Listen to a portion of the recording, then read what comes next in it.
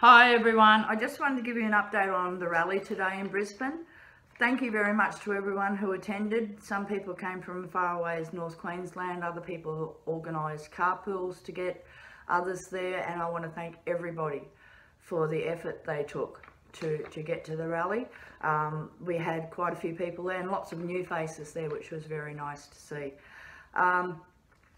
The reason why we had the rally today was twofold.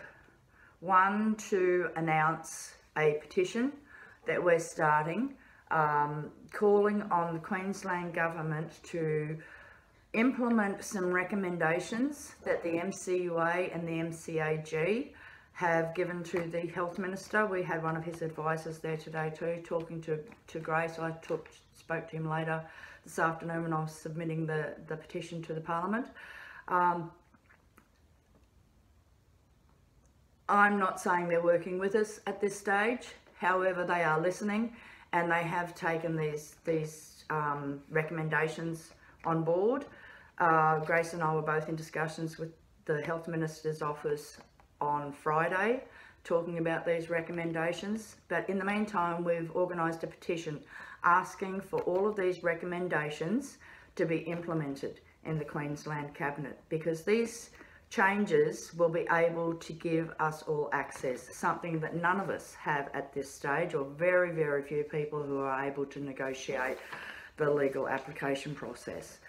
There are many and varied reasons for this. We won't go into that right now. A lot of people are aware of it, but I'll read you out the petition.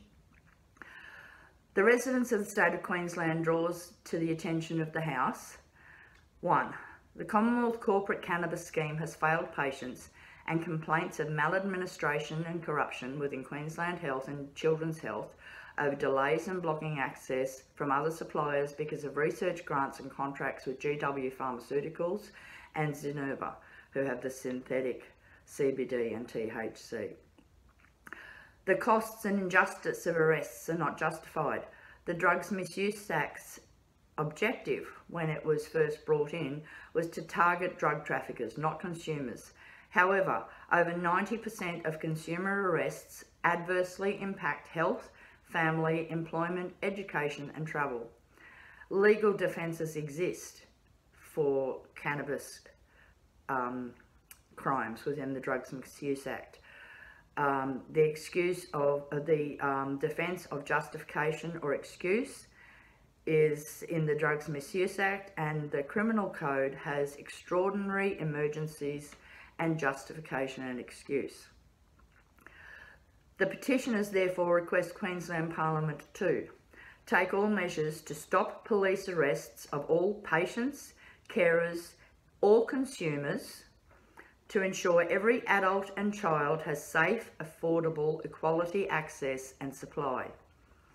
That they amend the Health, Drugs and Poisons Regulation 270A and Drugs Misuse Regulations Schedules 2 and 3, to say that it does not apply to medical or consumer use of cannabis, cannabinoids and tetrahydrocannabinoids.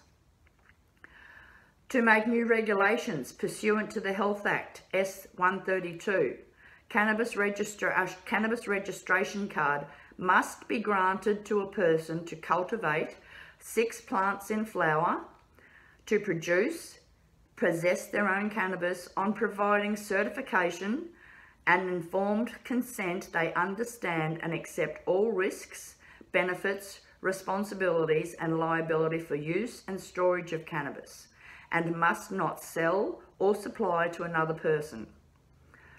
Licensing for non-Commonwealth licensed businesses and incorporations to cultivate and produce safe and affordable cannabis supply within Queensland. For the public health medicinal cannabis regulations, for medical practitioners with THC approval, notification or authorisation to be able to prescribe without state approval. TGA and ODC approved wholesalers can supply without state approval.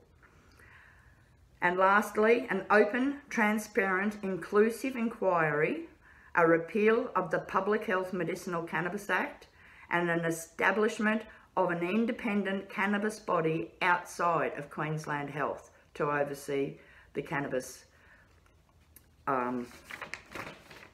consumers' use within Queensland. So basically that means we're saying that the corporate cannabis model has not worked, and we're pointing to the fact that we believe there is maladministration and corruption involved with research companies, specifically GW Pharmaceuticals, who are not conducting a trial here. They chose to conduct their trial in the United States, but they are, however, giving compassionate use of Epidiolex to only 30 children. The Zenuba synthetic products are another product they are recommending to people, or allowing to be approved for people who are not able to get any relief from the Epidiolex. We're asking them to make amendments, as I said, to 270A and to the drugs misuse regulations, so that anyone who has a medical use or is a consumer who uses cannabis, cannabinoids or tetrahydrocannabinoids be excluded from being charged. To make new regulations so that for those of us who aren't able to use a standardized pharmaceutical product, and there are many of us out there who need specific strains or who aren't going to get the best effect from standardized medicines, we need an option, and this gives us an option. We're saying that if you go to your doctor and you get certification from your doctor that to use cannabis for whatever condition, there's no age limit and no no medical condition restrictions as to what conditions can be treated. So that covers everybody from someone who uses it for anxiety to those who have a smoke at night because they've got a bad back, or because they don't want to drink so much, or they don't want to use so many pharmaceutical drugs, or any number of reasons that people use smoked cannabis to give themselves relief. Because we all get a relief from even smoked cannabis. Now, myself, I have post-traumatic stress disorder, and smoked cannabis is the only thing that keeps it under control. Yes, the oil helps with my other medical conditions, but as far as my anxiety and my panic attacks and my PTSD symptoms are concerned, smoked cannabis is the only thing that's successful. So no one should be looking down their nose at people who use smoked cannabis for any of their conditions. You know, for 30 years, I classed myself as a recreational user because that's what society told me I was. In hindsight, when I look back, everything I used cannabis for had a medicinal background, or there was a medical reason why I was using the cannabis to alleviate symptoms. So these new regulations, we want to provide for all people who can't get relief or aren't able to afford the pharmaceutical model products that are out there at the moment, and I've got to be honest, I can't afford them, that we be able to produce our own, to produce to have 6 plants in flower. Now that will mean that you'll have other plants coming in behind them, but as long as you only have 6 plants in flower at any one time, that is enough for anyone to make the products they need to treat themselves with. So there would, if everybody has this same option, there would be no need for people to sell to one another, to trade with one another, they would be able to take care, everyone would be able to take care of themselves. Now for those people who can't or choose not to want to grow for themselves, there are other options that we've put in these recommendations as well, that non-government licensed businesses and incorporations be able to cultivate and produce for their members. So for instance, if the MCUA as an incorporated association set up some kind of co-op for those who couldn't or chose not to be able to grow for themselves, we need an option, and that is an option that not-for-profit associations can help to set up these supply chains for cannabis at an affordable price. That all medical practitioners be able to recommend or certify a patient to use cannabis. Now, who knows you better than your own GP? You cannot tell me that just because someone is a specialist, that they have more knowledge about you or about cannabis than your normal general practitioner. They are the ones who you see on a one-to-one basis, on a regular basis, and they know you the best. So they should be the ones who should have the choice of doing this. I believe that the new laws that are coming in Queensland, as far as for abortions, and I know it's not about cannabis, however, there are some parts of those laws which can be used for cannabis patients. Now, one of the things in those laws that they want to bring in is that a doctor can choose not to perform a service or to provide a prescription. However, if they choose not to provide that service or to write a prescription, they must refer you on to someone who can do that for you. They can't just cut you off and say, no, I'm sorry, I can't do that, or I choose not to do that. They must give you a referral onto someone else who can. That anybody, wholesalers can supply to Queensland residents without a special Queensland licence, another thing that is holding up supply in this state. And that we have an open, inclusive inquiry. When the medical cannabis bill came out, the 2016 medical cannabis bill that was brought in Queensland, when it was established, they actually said that after 2 years they were going to do a review and they were going to see how well the laws were working. Well, these laws just aren't working. So they have to do something about it. The 2 years is up and it's about time they pulled their finger out and started to do something to help us. So, I wanted to broach on the subject of Katrina and Caitlin. My heart goes out to both of them, and I wish Katrina and Caitlin could get an exemption today.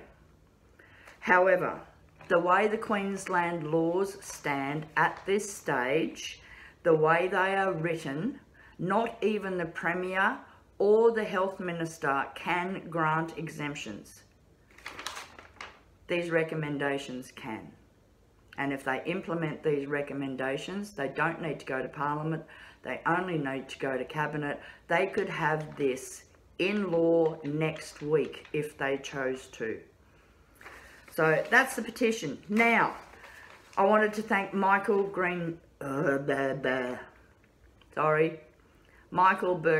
from the Greens. He's the MP for Maywar over Indooroopilly Way, and he and his aide Abe have been very, very helpful in getting this petition put together and submitted to the Parliament in Queensland.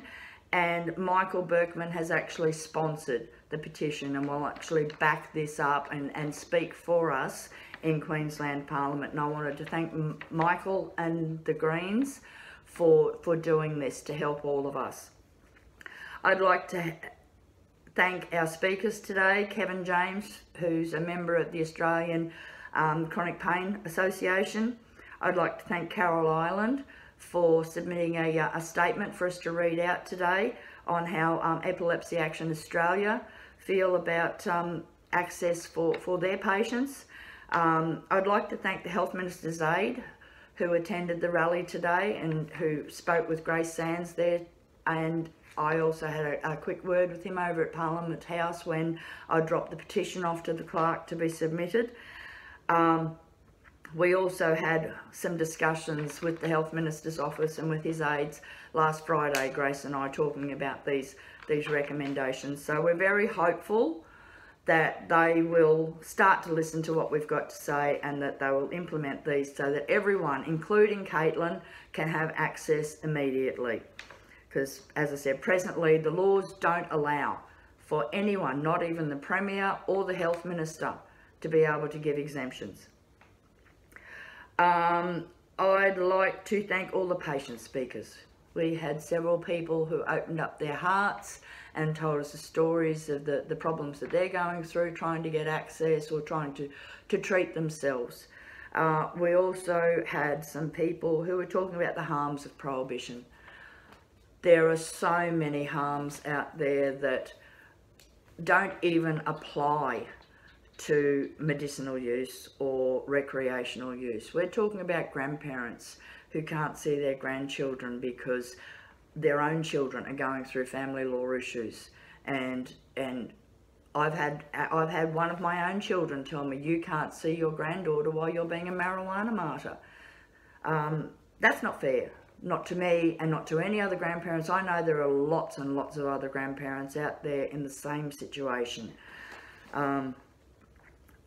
Thankfully I don't have that problem anymore and I'm able to see my granddaughter, but not everyone is lucky enough to be able to do that. There are people who need cannabis medicine, and because they're the main breadwinner in the home and because they are drug tested at work, they can't use cannabis because it would risk their job, their livelihood and their very existence.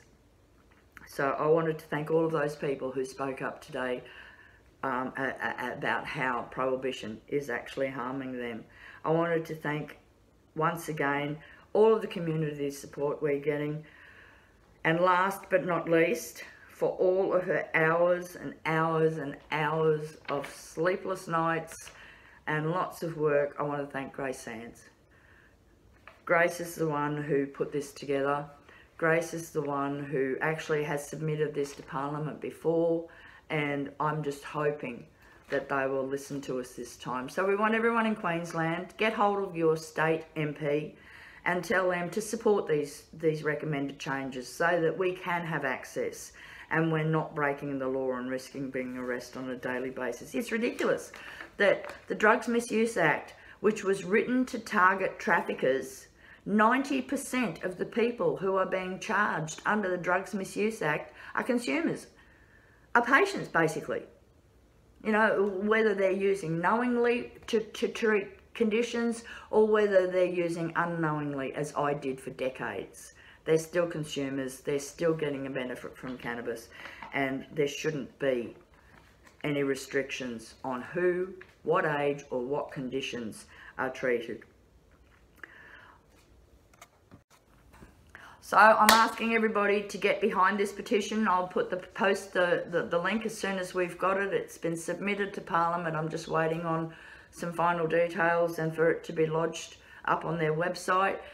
Within the next week we will have a second follow-up to this going where people can actually get paper petitions signed, but for the moment it will be an online petition, and it's open to Queensland residents. Now that doesn't mean people who actually live in Queensland. If you are visiting Queensland on holiday, you are residing in Queensland for that time, so you can sign the petition on that basis.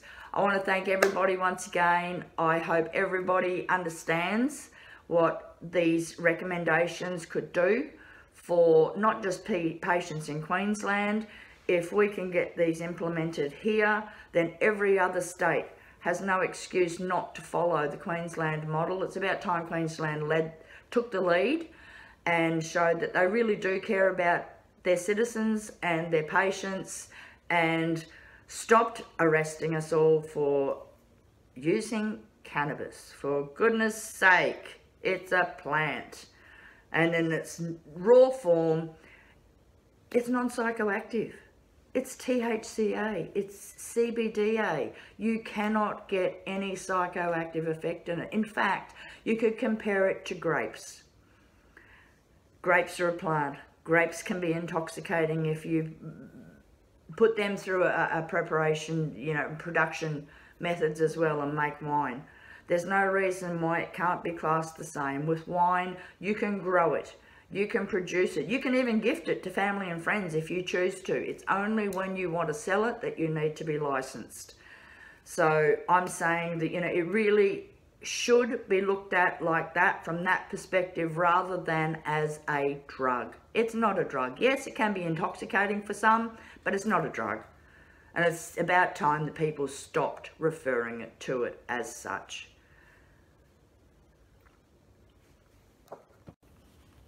Okay, I'm going to go for now, but I want everyone in Queensland to get hold of their members of parliament, ask them to support these recommendations to be implemented into law and into the regulations here in Queensland, and then you'll be able to go to your doctor, get a certificate, apply to get a little license like a driver's license, and then you can treat yourself with cannabis. You can carry it around with you, and if you have to produce your card to say, yes, I'm a legal user, well, you can pull out a card and you can say, yes, I'm a legal user. But it will also give you the right, if you need to grow your own at home. Thank you very much for listening to me babble away, and what more can we do but keep trying? Okay, bye.